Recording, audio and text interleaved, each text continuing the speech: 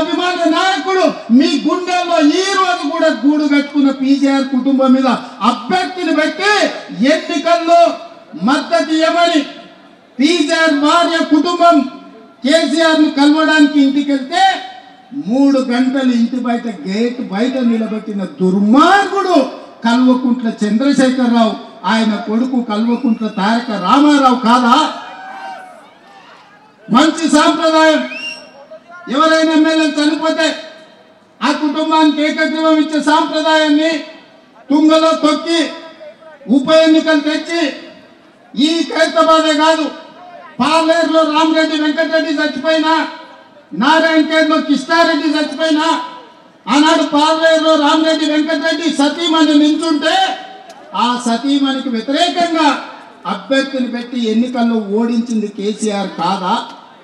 నేను ఇవాళ అడుగుతున్న తండ్రి కొడుకులను, ఆనాడు మీకో నీతి, ఈనాడు మాకో నీత?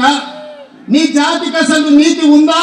ఒకవేళ నీ జాతికి నీతి ఉంటే ఆనాడు పీజీఆర్ మీద పోటీ పెట్టినందుకు రైమత్ నగర్ చౌరస్తాలో ఎస్పీఆర్ కాలనీలో ముక్కు నేలకు రాసి ప్రాంత పేదోళ్లకు క్షమాపణ చెప్పిన తర్వాత బీఆర్ఎస్ దరిద్రులు ఓటు అడగాలి. ఇవాళ మిత్రులారా మీరు ఆలోచన చేయండి. మా అమ్మలక్కలకు నేను విజ్ఞప్తి చేస్తున్నా, అక్క ఇవాళ ఆడబిడ్డని ఆదుకోండి, ఆడబిడ్డ కన్నీళ్లు చూడండి అని కేటీఆర్ చెప్తున్నాడు. వాస్తవమే, ఆడబిడ్డ ఎవరికైనా ఆడబిడ్డనే కదా. నీ సొంత ఇంటి ఆడబిడ్డ, నీ తోడ పుట్టిన ఆడబిడ్డ, నీ సొంత చెల్లెల్ని నీ తండ్రి సంపాదించిన ఆస్తిలో వాటా ఇవ్వాల్సి వస్తుందని సొంత చెల్లెల్ని మెడలు పట్టి బయటికి గంటిన కషాయుడు ఎవడని ఉన్నాడంటే వాడు కేటీఆర్ కాదా అని నేను అడుగుతున్నా. తండ్రి సంపాదించిన ఆస్తిలో వాటా ఇవ్వాల్సి వస్తుందని సొంత చెల్లెల్నే ఇంట్లోకెళ్ళి మెడలు పట్టి గొప్పిన నీచుడు ఎవడని ఉన్నాడంటే కేటీఆర్. సొంత చెల్లెలకు బుక్కెడు అన్నం పెట్టనోడు చిన్నమ్మ బిడ్డ కంట బంగారు గాజులు చేపిస్తాడంట. ఈయనంట మాగంటి సునీతమ్మని ఆదుకుంటాడంట. నేను అడగదలుచుకున్న మా అక్కల్ని, అమ్మా మీ సొంత అన్ననే ఒకవేళ మిమ్మల్ని ఇట్లే అవమానిస్తే ఊరుకుంటారా, సలాకి కాల్చి వాత పెడతారా? మీరు ఒక్కసారి ఆలోచన చేయండి. ఇవాళ నీచుడు దుర్మార్గుడు లాలూచు ఉన్నోడు ఎవడని ఉన్నాడంటే వేల కోట్ల రూపాయలు తెలంగాణను కొల్లగొట్టి సంపాదించుకున్న ఆస్తి, అందులో సగం కాకపోయినా చారాన వంతంగా సొంత చెల్లెలకి ఇస్తే సొంత చెల్లెలు తిరుగుతుందా? ఇవాళ సొంత చెల్లెలు ఆదిలాబాద్ నుంచి మొదలు పెడితే అలంపూర్ వరకు తిరిగి నన్ను మా అన్న వీధిన పడేసిండు, నా తండ్రి సంపాదించిన ఆస్తిలో సిల్లి గవ్వ నాకు ఇయ్యలేదు, ఈయన పొందబెట్టురని సొంత చెల్లెలే తిరుగుతుంది. ఇవాళ ఈయన వచ్చి మహిళా సెంటిమెంట్ గురించి మాట్లాడుతున్నాడు.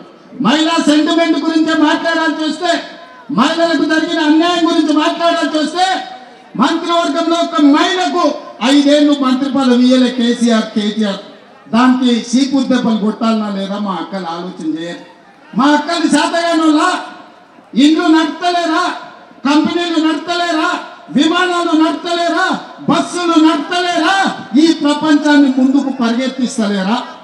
ఇవాళ ప్రపంచాన్ని నడిపించే శక్తి కాంగ్రెస్ పార్టీని ఇందిరాగాంధీ నడిపించింది.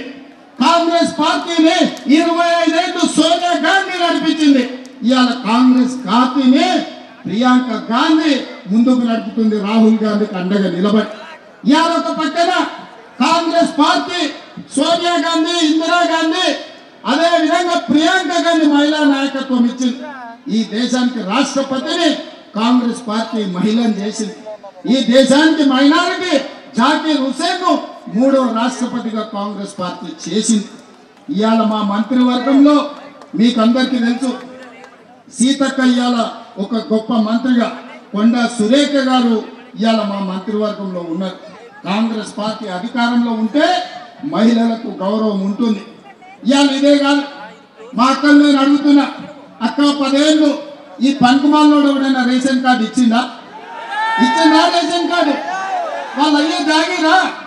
మీరేమన్నా గజ్వేల ఫామ్ హౌస్ అడిగిర్రా, లేకపోతే జన్వాడలో ఏమన్నా 2 ఎకరాలు అడిగిర్రా? మేము పేదోళ్ళమయ్యా, మాకు రేషన్ కార్డు ఇస్తే బియ్యం వస్తాయి, మాకు రేషన్ కార్డు ఇస్తే ఇవాళ సాదర వస్తుంది అని మీరు అడిగారు.